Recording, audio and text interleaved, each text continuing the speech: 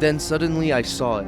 With only a slight churning to mark its rise to the surface, the thing slid into view above the dark waters. Vast, Polyphemus-like, and loathsome, it darted like a stupendous monster of nightmares to the monolith, about which it flung its gigantic scaly arms, the while it bowed its hideous head and gave vent to certain measured sounds. I think I went mad then.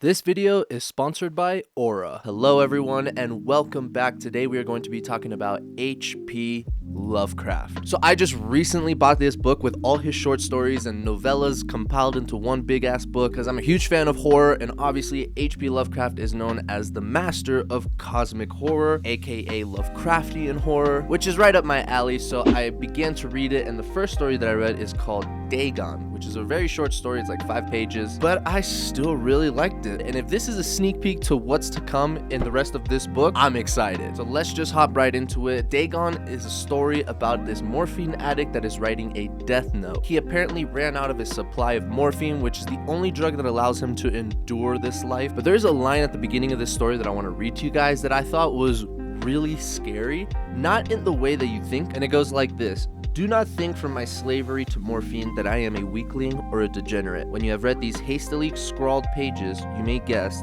though never fully realize, why it is that I must have forgetfulness or death." That line sticks with me because it has nothing to do with monsters. We haven't even gotten to the horror, but it's just a great way to foreshadow things, where it's like we usually think of addicts as mentally weak people, right? They can't resist their urges. But for him to acknowledge that and go further and say, no, I'm not mentally weak, once you read these following pages, you will understand why I need to have a drug to forget this shit, or why I need to kill myself. That literally put me on the edge of my seat because I was like, wait a minute, what the hell am I about to read in these following pages that it's so bad that made him an addict and want to off himself? But he goes on to tell this story where he was on a cargo ship during World War I, which fell victim to a German sea raider. However, our narrator is able to escape alone in a small boat with water and provisions for a good length of time. But even though he did escape, he didn't know where he was going. He was just drifting at random in the sea. So he ends up passing out, and when he wakes up, the entire landscape changes around him. Instead of him being in the middle of the ocean, he's in the middle of this like black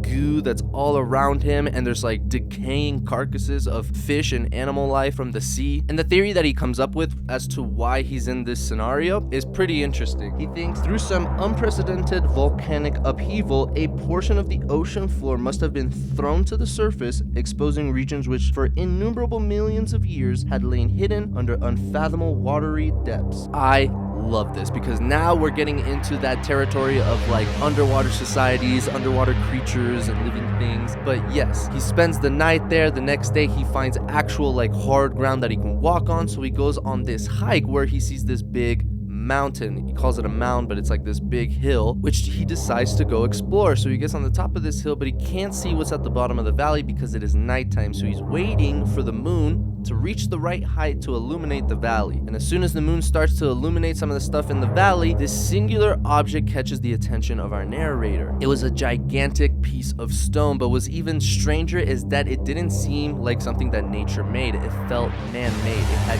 craftsmanship around it. I perceived beyond a doubt that the strange object was a well-shaped monolith whose massive bulk had known the workmanship and perhaps the worship of living and thinking creatures. I am telling you, the way H.P. Lovecraft slowly foreshadows things to come is genius. I love it because he's not showing you a monster right off the bat. What he's doing is he's putting you in the scenario where you're starting to put the pieces of the puzzle together, and it's creepy. Could you imagine if you truly believe that the ground that you're walking on came from miles and miles underneath the ocean, and there's something that seemed to be man-made? You'd be like, what?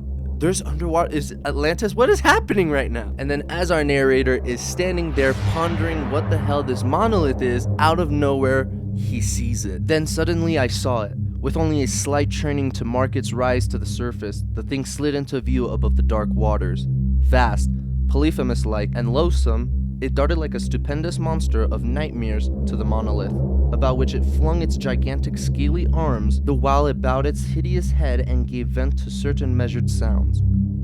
I think I went mad then. So to recap, a man stumbles upon an ancient, unfathomable horror from the deep, something that's been lurking unseen for who knows how long. And speaking of lurking horrors that you don't see coming, your personal data was stolen 9 months ago. That's right, while you were busy worrying about Lovecraftian nightmares, some hacker was already making off with your sensitive information and you're only just now hearing about it. That breach notification you got, way too late. The criminals have already had a 277-day head start according to IBM. By then, your data has been passed around the dark web more times than an ancient tome that should never have been read. And free credit monitoring after the fact, that's like installing security cameras after the deep ones have already dragged you into the abyss. That's why I rely on Aura, the sponsor of today's video. Aura monitors my personal data, including my social security number, across billions of data points like the dark web and public court records, and alerts me to potential identity theft before it becomes a full-blown existential horror. They also provide up to $5 million in identity theft insurance, which, let's be honest, is probably more useful than any deal struck with an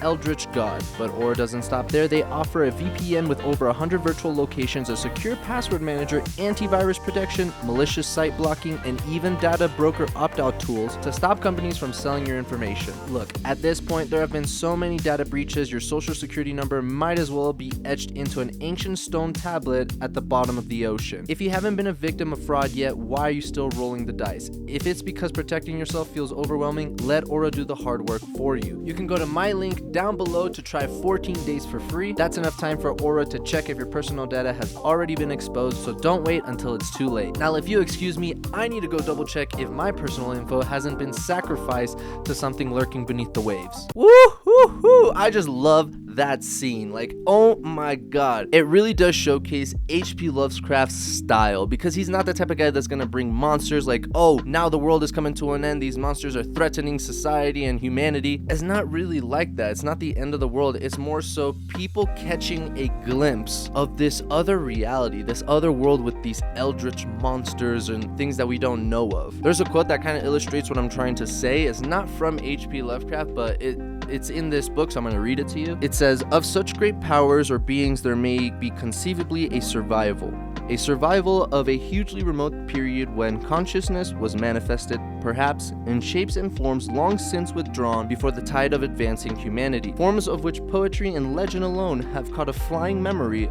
and called them gods, monsters, mythical beings of all sorts and kinds." Algernon Blackwood. And I think this is exactly what this story is kind of hitting at, because this guy just sees the creature, and we'll go on to the rest of the story, what happens. But it is true that, like, it's just poetry and legend alone that have caught a flying memory and called them gods, monsters, mythical beings. That's what I'm talking about. It's like catching a glimpse of that world, of those creatures. So our narrator freaks out, loses his mind, so he starts running back to this boat, trying to escape whatever he just saw, and he goes through this storm because he doesn't even care. He just wants to get the hell out. And when he wakes up in this San Francisco hospital. He was brought there by this captain of an American ship which had picked up his boat in the middle of the ocean. Apparently, in his delirium, he had said a lot of things, but no one really paid attention to him. So when he got out of the hospital, he didn't really tell a lot of other people, just because he knew he would probably be thought of as a crazy individual. So what he did instead was he became an addict to morphine, because the drug would give him a temporary escape, but that was not enough. And as he says here at the end of the story, "I tried morphine, but the drug has given only transient surcease and has drawn me into its clutches as a hopeless slave. So now I am to end matters, having written a full account for the information or the contemptuous amusement of my fellow men." But before throwing himself out of the window, he contemplates, was it a dream? Was it all just something made up in my head? And the last couple lines of this story is kind of disturbing, because he is trying to contemplate, like, was it real? Was it not real? And then he hears footsteps coming to the door, as if of like a slimy, wet creature was right outside. And then he's like, oh god, no, and then just runs out the window. Short story, to the point, but man, I feel like if H.P. Lovecraft is just more of this in bigger stories like the Call of Cthulhu, I am so excited to read it. Let me know down in the comments some of your favorite H.P. Lovecraft stories. Which ones would you recommend the most? I really enjoyed Dagon, the foreshadowing, the mythicalness of it, the disturbing nature of the story, because it's not a happy ending. Awesome story. Just wanted to come and talk to you guys about H.P. Lovecraft. Let me know if you guys are a fan of his, but I am super excited to read this book, come to you guys, and talk about all the great stories that are in here. I'm really excited for, in particular, for At the Mountains of Madness. It kind of sounds a lot like The Thing, which is One of my favorite horror movies of all time. Very Lovecraftian horror. So yeah, that's all for today's video. I hope you guys enjoyed it, and leave this video a thumbs up, and I'll catch you guys on the next one. Peace.